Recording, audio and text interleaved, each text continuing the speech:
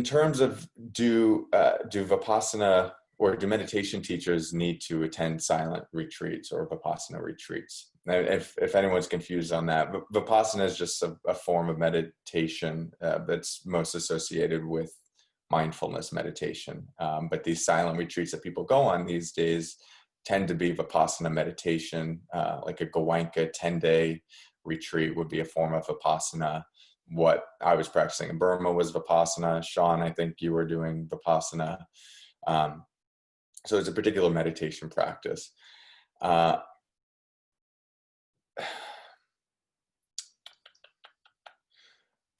so the short answer is no. I don't think you need to go on a silent retreat to be a mindfulness teacher. And one of the reasons I don't believe that is just because the majority of people that you're going to teach are not going to go on.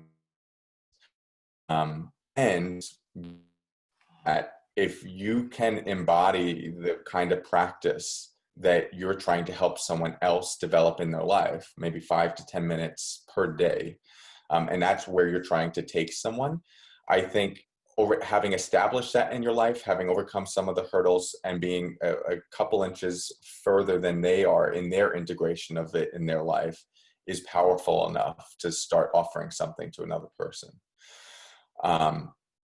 I think the only time you have to go on Vipassana silent retreats to be a meditation teacher is if you want to teach Vipassana. If you want to teach silent retreats, then that would be the only time I don't think a person would be qualified to teach if they haven't done that, and probably hasn't done an extensive amount of that. With that said, there are many of the big teacher trainings do require silent retreats. So the MBSR teacher training requires, I think it's at least 2 5 to 10 day silent retreats. The Search Inside Yourself training, I think, requires about 30 days or some amount of silent retreat that you've done over time. And then other programs like Jack and Tara Brock's 2-year certification, I think they integrate periods of silence within their trainings. So it's a big, it's a thing that's integrated into these teacher trainings, and the reason is because it does add another layer of depth to your practice and what you're able to explore through your practice.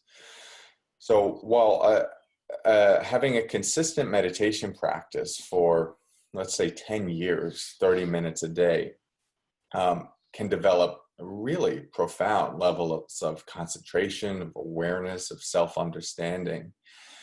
I'm of the belief, and I think this is pretty well documented through others' experiences, is that if you were to take that 10 years worth of practice of 30 minutes a day and condense it into, let's say, a month or two of practice, the level of concentration that you could develop during that period of time and the depth of what you might be able to experience internally would be greater. Not necessarily more practical for your life, but you would just, the momentum that is built from a day straight of practice and then another day and then another day and another day is just tough to get in day-to-day life, where you do a 20-minute practice and then go into the distractions of technology. So it does serve as a powerful vehicle to go deep in your meditation practice. And one of my reasons for going off to Burma and to do something bigger like that,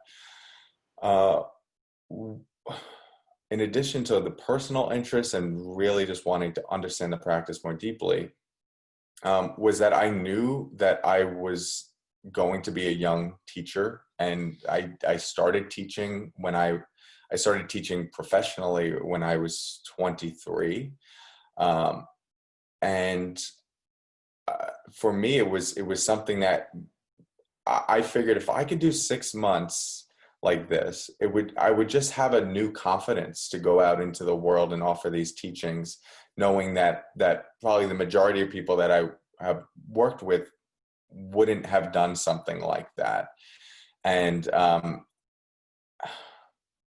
because of that, I would have this well of depth that I could pull from. So if you feel like in your teachings that that maybe there's a lacking of confidence, or even that feeling of like, do I know enough to teach? After you go on a 7-day silent retreat or 5-day silent retreat, you really get pushed in ways you haven't been pushed before, and explore the mind in ways that you haven't done before. And it does naturally develop a new form of confidence, going out into the world of what you can offer and what you've experienced. When you're talking to someone that's dealing with chronic pain, it's powerful to have had the experience of spending an entire day just sitting with pain and learning how the mind dances with that and relates to that and fights it and resists it, and getting to the point where you experience the moment of letting go and relaxing into the pain. That can be invaluable, and that can be developed in a daily meditation practice. It's just accelerated on a silent retreat.